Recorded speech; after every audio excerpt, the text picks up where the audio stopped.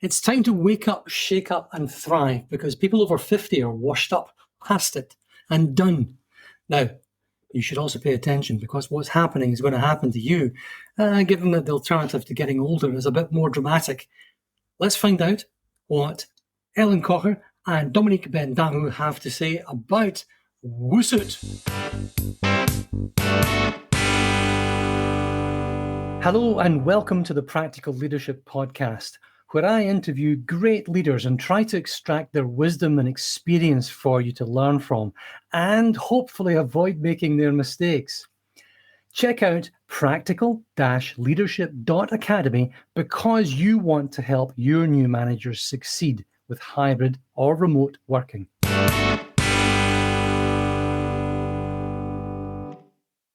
Ellen Kocher, Dominique Dahaou. Hello. How did I do? Lovely to see you. Thank you so much for joining me. So happy to be here. I've been looking forward to this. I have so been looking forward to this conversation. When we had our brief chats, the run up to this, and feeling slightly on the edge of decrepitude, you inspired me so much. You really made me think differently. And as you were just describing when we were talking before, WUSUT, my goodness, the 5-generational workforce, people with experience. I aim this podcast at folk who are a wee bit younger, because you're going to get old too.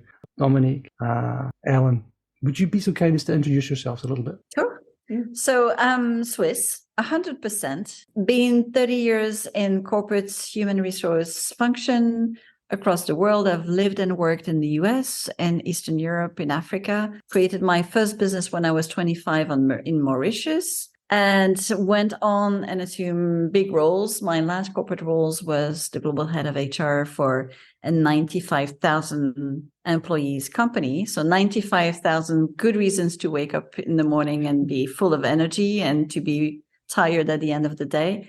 And a few years ago, I thought that life could offer me something more. And that's how I jumped out of the corporate world without having anything and created a few months later the current company where I work, which I founded, which is called Point North International. What we do is we guide and support executives and companies to change their perspective when they're lost, hence Point North, and give them a better reason to restart a professional life that makes sense for individuals and for companies to shift the way they manage their most important assets, which is the beauty, the motivation, the personalities, the skills, the experience, the craft of their people. So I'm helping them finding their new north, which is today a must-have. Otherwise, they won't survive. And I'm passionate about helping people find out about their true potential and not give up, whatever age, whatever situation, and companies to see the light after so many decades of doing the wrong things. And I love that. And a few years ago, I met with the lady in my site,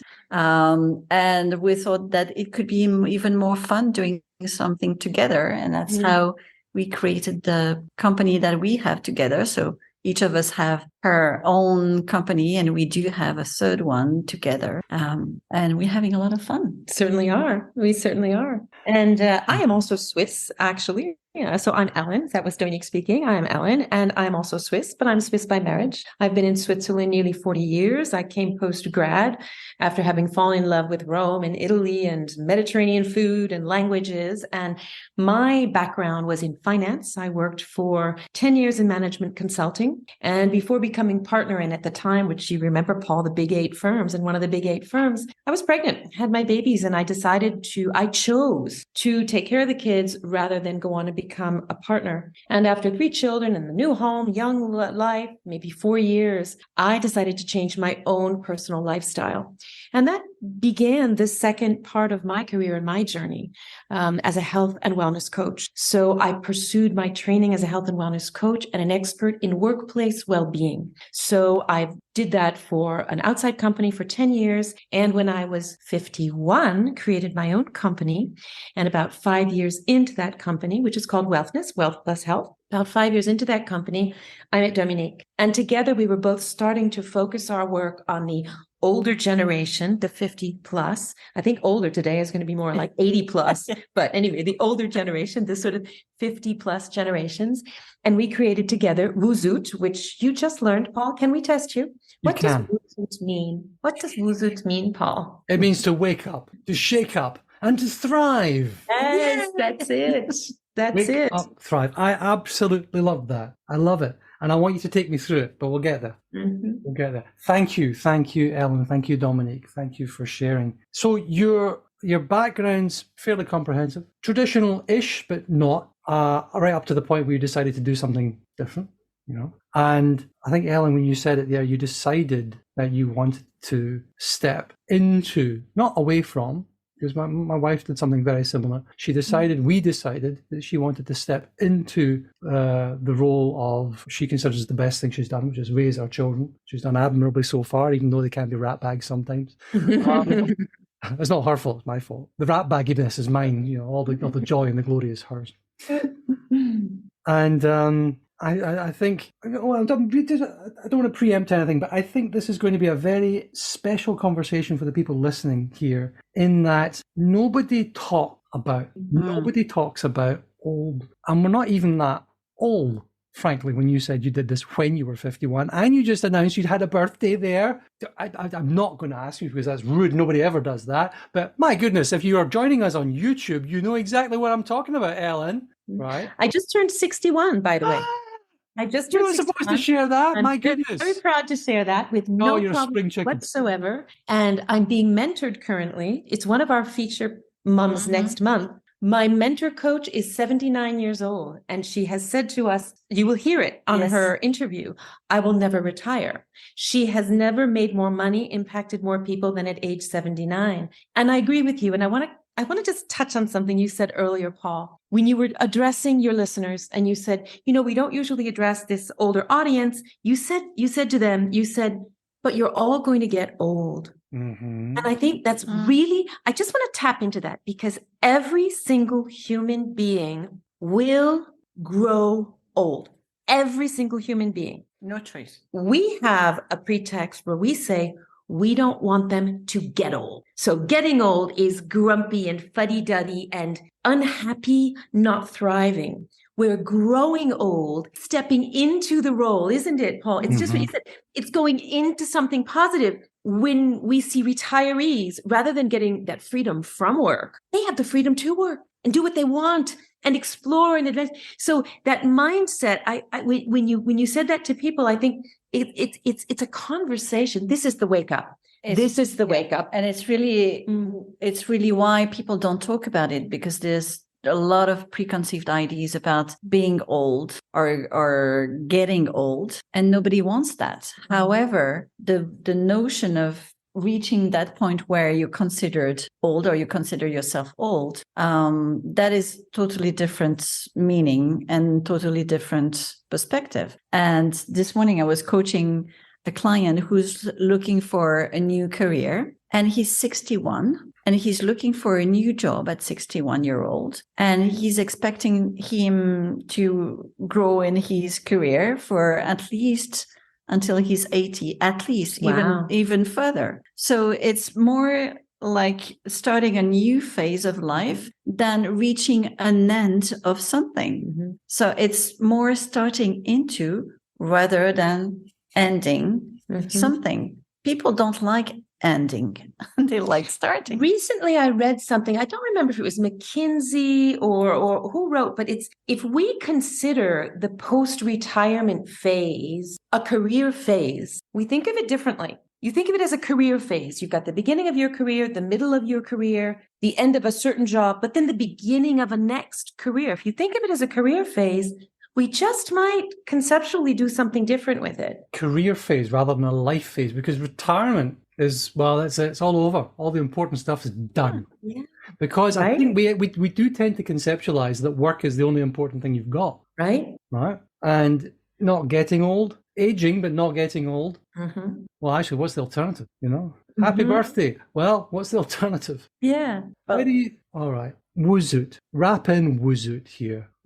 How are you helping people who are finding themselves in organizations where people are jumping about 18 months at a time, 18-month roles. In their 20s and 30s, these are the people who are prized, but they're frankly useless. No, that's cruel. That's not correct. The people who are younger take longer, I think, to get to grips with things because of the lack of experience, both in the subject matter and in the people around them. Specific skills, I think, are inherently more transferable. I think it's the people skills, the emotional skills, those things that we accumulate as we age. And frankly, I've never felt more intellectually capable. I've never felt smarter. I have a lot of intellectual energy. Physical energy, I go to the gym and try that, but intellectual energy is a different thing. How do you, for these people who are happy aging but not wanting to be old, help them to wake up, to shake up, to thrive in a workplace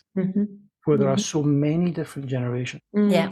Why don't I start and you can pick up? Yes. I think it would be interesting to frame it. We have sort of three scenarios in the workplace. Let's talk about the workplace because the workplace covers groups and individuals. It covers the approach of the employer and the employee. So let's talk about that. And that's what we do most, honestly. There are three scenarios. One scenario is the sort of 50 plus generation within the workplace that have the itch, Paul. They want to do something different. They're not quite sure what. They might be asking themselves questions about, is this job aligned with what I want to do and be, et cetera, et cetera? Do I even have time? I might be a sandwich generation and I want to work part-time. So something's a bit off and we need to like rekindle something going on in their job, but they're going to stay where they're at. The second scenario, and then I'll let you pick up after I've given the three scenarios. I think that'll be a good way to compile it. The second scenario that we manage, and Dominique will tell you how we manage it, is those 50 plus employees that unfortunately the employer needs to get rid of for whatever reason.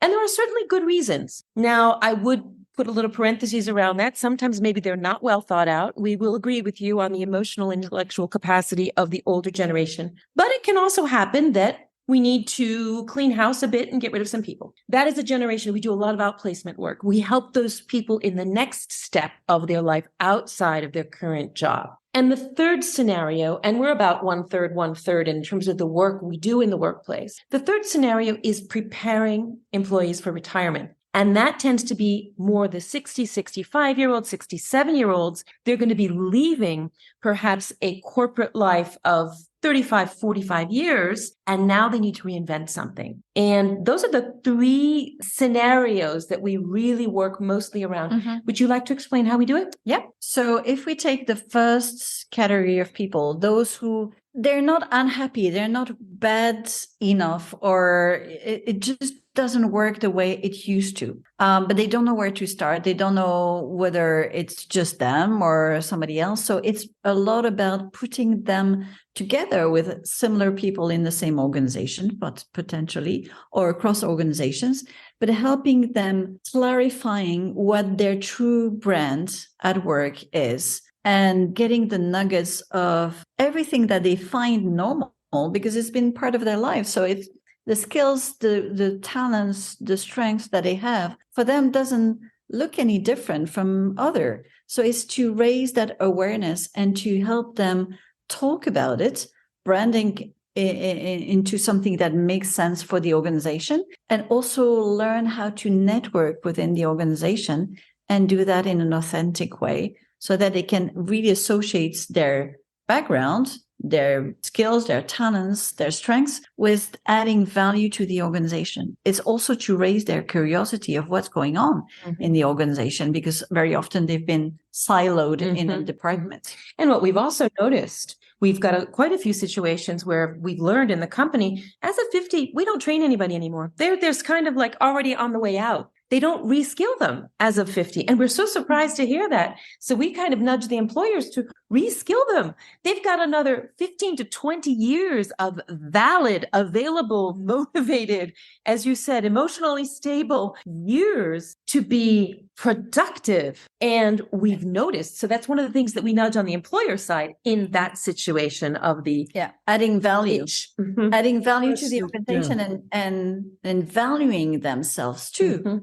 Because there's no way an organization will recognize the value if you don't think yourself that you can bring value. I think you've touched on two aspects, 2.5 aspects of this. One is what the employer, the individual themselves can do, which you could call personal branding. I'm not a fan of the term, but it's the concept of personal branding. And then I think importantly, vitally, it's from the employer's point of view. Exactly. Totally. Because it doesn't matter if you're sowing your most fertile seeds on the ground, if the ground itself is sterile and barren, it will not grow. Or it will grow, but the shoots will be pulled out in your hand, and I'm trying to paraphrase Matthew, I think, something like that. Anyway, Good job. Really badly. Sorry. But you mentioned something there, Dominique, when you said that the personal branding is not just to make yourself more known, but to motivate yourself as an individual and make yourself aware of the possibility. Yeah. So it's not just, look at me, here I am. There's an aspect of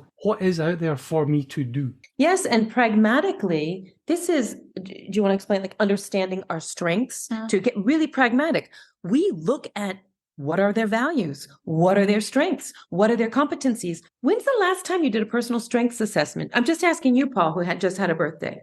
Me, about 8 months ago. About 8 months ago, so it was pretty recent. Yeah, I do that sort of stuff a lot. But that's great. Most people don't. Most people do it a lot though. at the beginning of their careers, but then they just kind of let it go.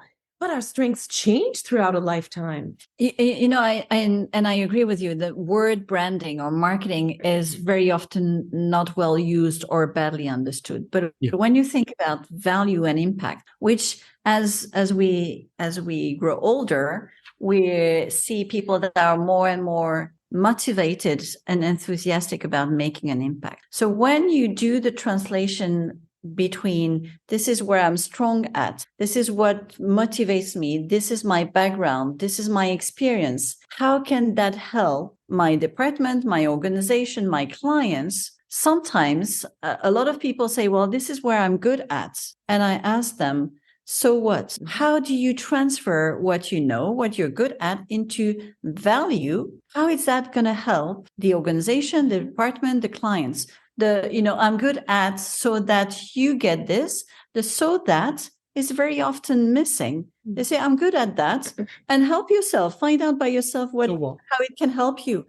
And this is what I call branding and marketing, is explaining your audience, the person you're talking to or the people you're talking to. This is what I'm good at, and this is how it's going to be helpful to you. Makes a huge difference. And people, general saboteurs, think, well, I'm going to be arrogant or whatever, and I don't want to be branding myself. I'm not good at selling myself. We're not here into selling. We're here into value, adding value for a purpose. And that's totally different. There is, I think, the whole idea of branding, marketing, selling, and people not liking these ideas is simply because they don't understand them or they've been exposed to them poorly. Because for me, with a strong commercial background, marketing sucks unless it gives me something I can make money out of. Marketing for, look, a branded pen. There is value in that, but you've got to quantify it, and it's got to be an outcome. What's the impact of the aforementioned branded pen? Oh, I don't like networking. Well, fair enough if you don't like networking, but why are you doing it? What are you hoping to get out of it? You're hoping to give network. You share, and in return, the universe is beneficent and it will give you something in return in full course of whatever. When you're selling something, you're not saying, you don't need it, but I'm going to make you buy it anyway. Well, no, I'm going to create impact in your life, and that's going to make you want what I've got more. You'll come back. If I can demonstrate recurring impact, you're going to give me recurring usage, revenue, whatever. So this concept of rebranding. Yes. That's quite powerful. Talking about it from the concept of value and impact, I think, makes it much more tangible to people. And that's much more positive as well. We're not talking about one taking from somebody else. We're one giving and sharing and building together. And that's totally different. Create the pie, make the pie bigger. And actually, as I think of it, Dominique, the way you've put it, this rebranding, now that we've called it that, this rebranding, it's the same in those three scenarios we've laid out. Whether it's the scenario of someone rebranding within the company, rebranding outside because they're going to a new employer, or rebranding a retired me, right? Because how many people, I have a neighbor that just retired and he's gone to become an oenologist, a wine specialist at age 65. And he's going to spend 5 years studying oenology. He's not planning to work in a restaurant. He's passionate about it. He loves what he's doing. That's his new branding. I love that. The difference between the three groups of people that we mentioned before, when you're laid off. Sorry, my English is getting bloop. And you're losing your job at a certain age, which is over 50 or close to. The perception that when comes an age, you're done, and there's no way. It's impossible that you're going to find a new job, and nobody will want you ever. So the work that we do here is much more on the emotional dimension, and so that we can bring people back up to have self-esteem, but also to get away from the anger, frustration, fear, doubts, emotions, that you don't belong to anything because you've lost your job. If you worked for 10 years, 15 years, 20 years, 25 years somewhere, and all of a sudden you don't have a job, for a lot of people, it means you have no identity any longer. And that's huge. Very, very important. Destabilizing. It's devastating for some people because they don't have a label. And when people say, oh, so who are you? They said, well, I'm nobody because I can't say I'm VP, I'm accountant, I'm whatever. They don't have a label any longer. So we work a lot on self-consciousness, on emotions, so that they can restart from a base of, it's not because I've lost my job, which is a temporary phase in my life, that I cannot start a new phase, but remain the same human being, but with a different work. That's not the end of the world, but it's a lot of perception. And society there is very cruel because, 50 is even not the question any longer. It's when you're 40, 45, you're done. Come on, you've got 60 years to go, 50 years to go, and you're done. It can't be done. But there's a lot of bias in society that doesn't help people to understand that it's not because you've reached a certain age that you're done, and that life doesn't define itself only by the job and the title. Do you know, I think, like many things in life, what we're talking about here is not necessarily only applicable to the over 50. No. Like, you go to a hotel and you find they have these wonderful handles helping you in and out of the shower. It's not designed for me. It's designed for somebody who has mobility issues. But I tell you this much, I use them. We use them, right? That's really well put. Yeah. You've got the ramp going around the side that's there for wheelchairs. I use it sometimes because I'm pulling or carrying kids or whatever it is. It's there. You use the things that make the most sense. And the idea is here that we're talking about this. You've got an itch for something new. If you're 50 plus, you should talk to Ellen and Dominique. If you're not, you should be paying attention to what else is going on in your organization. Your brand I think that's networking. If you are afraid that you're going to lose your job, or you even if you're not, you need to make sure that you've got a life. Yeah. You know that who are you? I'm a dad. I'm a car lover. I like this. I do a jobby thing that gets me money and I pay the house. This is one of the reasons that our approach is holistic. We look at 5 dimensions of well-being: physical, emotional, spiritual, financial, and intellectual, which is basically brain health. How do we keep our brain alive? And we recently did a session on positive aging with a doctor of positive aging, actually. And it was for every age. And when we do awareness sessions in the workplace, we invite every age, the awareness session, because all of these considerations, physical, emotional, spiritual, which is our personal alignment, financial, you cannot plan too early, any of these. And all of them start very early. One of the biggest messages that we give in the financial dimension, I'll share a tip here, is to speak about money. If we can start speaking out loud about money at 25 and 30, and not hiding from kids, parents, spouses, friends, not sharing this communication, boy, is it easier when we get older. It's much easier. So all of these all of our dimensions of well-being are relevant for every age, definitely. There's something, though, different, because here we've been talking about the impact it has on individuals, but a lot of work that we do with companies is to have them realize that they can't afford to fire the people who have the experience at whatever age. But even if we look at demographics, the truth is, the fact is, the data is that the people at least in the Northern Hemisphere, is getting older. So if we keep letting go people who have the experience, the background, the maturity, the network, who have contact with clients, if we say goodbye because you're too old, you're too or not enough or whatever, we're going to lack resources to actually do the work of a company. And we start seeing now something that we haven't seen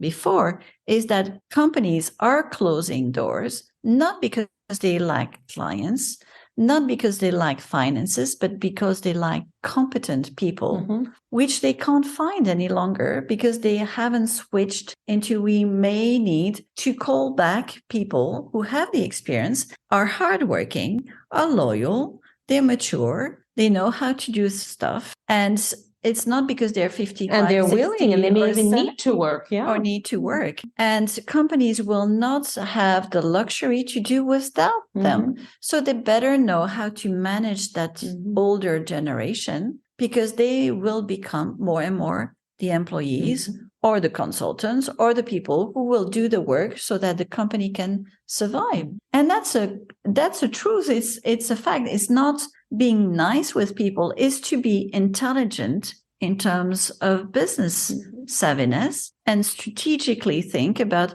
how are we going to serve our clients if we don't have internally the skills, the competence, the experience, the maturity, the backgrounds of all generations, and predominantly from the older generations. And a lot of companies have not yet woken up to the reality that whether we like it or not, unless we start making a lot of babies everywhere, which is not the trend that we see worldwide, there are chances that we're not going to have enough people to deliver the job in the workplace. There's a very clear statistic from Deloitte, and this statistic is a Swiss statistic, so it's based on a population of nearly 9 million. And the statistics came out last year.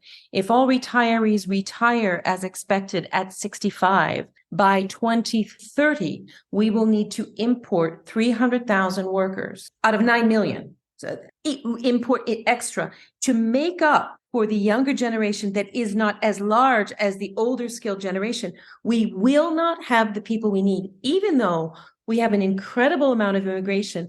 That statistic came out last year, and that statistic can be copy pasted with that ratio in all of the UK, in all of Europe, and in the United States, and most of Asia, actually. And Brazil. The same trend. Yeah. Same trend. South for America, Brazil, same thing. Same for large countries like Germany, like the US, even China, Japan as well. So it becomes not only a social realization or it's an enlightened self-interest. Yeah. It's an economical reality. I think there is a globally underestimated demographic disaster happening all around us. There are very few countries that are growing outside of Africa and certain parts of Southeast Asia. Very few. Yeah, and that's the trend. And the whole idea, this Malthusian nonsense that we get caught up in over decades, I think is just gibberish, frankly. It's statistically illiterate gibberish. And the fact that we're not making best use of the resources we have available, the resources that are human, that are available to us, is criminal. So it's delightful that you've got some scenarios, right? We did the first two. People who've got an itch to scratch should go out, find out what's there, and show what they've got. People who are on the verge of being gotten rid of or being placed out need to make sure that they've got a life outside of work, so they can identify themselves as something other than the linesman of the day, the VP of whatever it is. And it's a good point, actually, that not everybody is an office worker. The skills that are declining dramatically are some of the things that are hard to do. Yeah. Hard And to do. not, Nobody and in wants to fact, do it. that's one of the reasons that some people over 50 want to shift in their job because they physically can't do it anymore, like in a hospital or something, but they could do a million other jobs in that hospital. They maybe can't carry the stretchers anymore, but they would love to stay and do a million other things. So we need to think about that. Out of the box, as we say. Out of the box. Out Exactly. of the box. Out of the box. Exactly. What's the last one? The last of the three scenarios, preparing people for retirement then. How do you help with that mindset? That It is, as you said, it's a shift of mindset, because for many people when they retire, it's about hobbies, gardening, cooking, watching TV, traveling, and so on. But there's so much more today. And the notion of retirement, the definition has totally changed. So what we see in many countries, in Europe at least, is that retirement is like the graal to reach when you've worked hard for 30 years, 40 years, and so on. But today, the definition of retirement is totally different. So we help people manage that balance or identify how much they want to spend on leisure, on visiting, on traveling, on whatever makes them happy, but also something that prepare or gives them the focus on what is the legacy that they want to leave behind. In terms of impact, in terms of making a difference. And sometimes it turns into, I don't know, running an association or transferring their experience to other people, teaching, or doing something that they've ever wanted but never had the time, like writing a book on their experience. So there's a lot of things that they can do beyond the normal hobbies, and to transform their last phase or the next phase of their life into something that is more holistic, is modern, and speaks to the world of today, and not only to what retirement used to be when their parents retired. One of the things that we often comes up and that we coach around a lot is entrepreneurship, because we are both entrepreneurs that created our business beyond 50. We recently published an article we can give you the link to. Entrepreneurs and startups over 50 are 3 times more successful. 3 times or 5 times? 5 times. 5 times more successful than the 20-something entrepreneurs. And it comes from everything you've brought up too, Paul. They usually have a little bit of money. They have a huge network, an enormous amount of experience. At 50, they can choose what they do well and they can apply it. And these are all the things, and they tend to be willing to take more risks as well. Yeah. Been there, done that. So that makes for the perfect entrepreneur. And they've got one more thing, which is they have much more resilience, because they've been through tough times. Ups and downs. When you're an entrepreneur, it's not a gentle cruise. It's an up and down roller coaster all the time. And we're much more trained on that. I like that. I will absolutely get that link from you and share it in the description of the session. With pleasure. Yeah. Wonderful. With pleasure. We've been all over the place, but I think we've been fairly focused on the goodness, apart from the last piece, which is the entrepreneurialism. And even that, frankly, people who are not quite over 50 are allowed to be entrepreneurs these days, even though they might not be as successful as the rest of us. Sometimes what happens when we share that statistic is the 40-somethings go, I can still do it. And then they jump into it at 48, 49, 50, because they're already thinking, I'm already whatever I am doing. It's because they're all 20. I'm like too old, right? And it's like, no, you're really not. Again, and the VCs love it. The VCs absolutely. I mean, I've done some work with venture capitalists and private equity. They absolutely. This it's like, you used to be do it, 15 times before, You know how to read a P&L? Oh, like, what? Exactly. Of course, yeah. Nothing to teach me. As we have to wrap up, we have to bring this is one of the worst things about podcasting is stopping. Right. We have to wrap up. What are you working on? How do you help people? Let's be really concrete here. How can people find you? What is it you're doing? I'll go there. Okay. We have number one, we have a book that we've written in both English and French. It was written in English, and then we had it translated into French. Wake Up, Shake Up, Thrive, How to Lift Up Your Life in Your 50s and Beyond. And we delve into Swiss secrets for not getting old. We're all going to grow old, aren't we? Love it. So there's our book. You can download the 2 chapters of our book from our website, wakeupshakeupthrive.com. And if I may just add, at the end of the book, there is a Thrive guide, so people can start working on their own on how to thrive after the age of 50, at least to get started. Yes, because we don't like to work like helicopters where we come in and we make a big mess and we fly away. We actually want to leave people with practical tips to move on with and to get forward with. The book focuses on the 5 dimensions of well-being. On our website, there's also a resource hub where people will find some fun little checklists and little tests they can do, whether they are an employer that wants to check in with where they're at with their aging demographic and might be interested in doing an assessment with us to see where they're at. They can do a pre-assessment on our website, or an individual can do a pre-assessment in their 5 dimensions of well-being to kind of get a flavor for where they might be at. And all that is absolutely available on our website. Mm-hmm. There's tons of resources on the website. And Lots of writing, lots of blogs. all the links will be in the description of this. We'll Perfect. make sure that everything's there.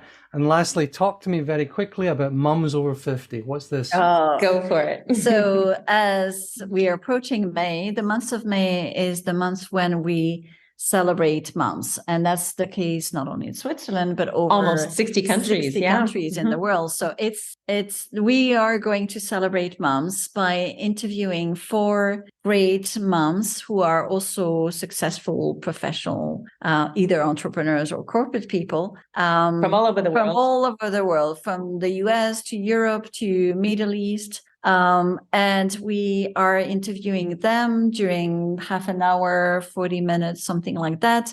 We're going to post the interviews with useful links on social media. So if you want to follow us on LinkedIn, either Ellen or myself, or Wake Up, Shake Up, Thrive on LinkedIn, that's where you're going to find it. We're going to share it as well on our website. But we wanted to recognize that women's moms have done a fabulous job being both a mom and being active in the workplace. Over 50. Over 50. And you'll love them. They're And we'll be just publishing unique. nuggets. We'll be publishing nuggets on our blog. We'll be sending out emails and newsletters. And we want to really highlight these ladies. Yeah, they deserve it. Excited. Marvelous. Ellen Kocher, Dominique Dahaou, thank you very much indeed for joining me. Thank we you. would like to say one last thing. This is our motto. You ready? Yeah. Don't grow old waiting. That's a wrap.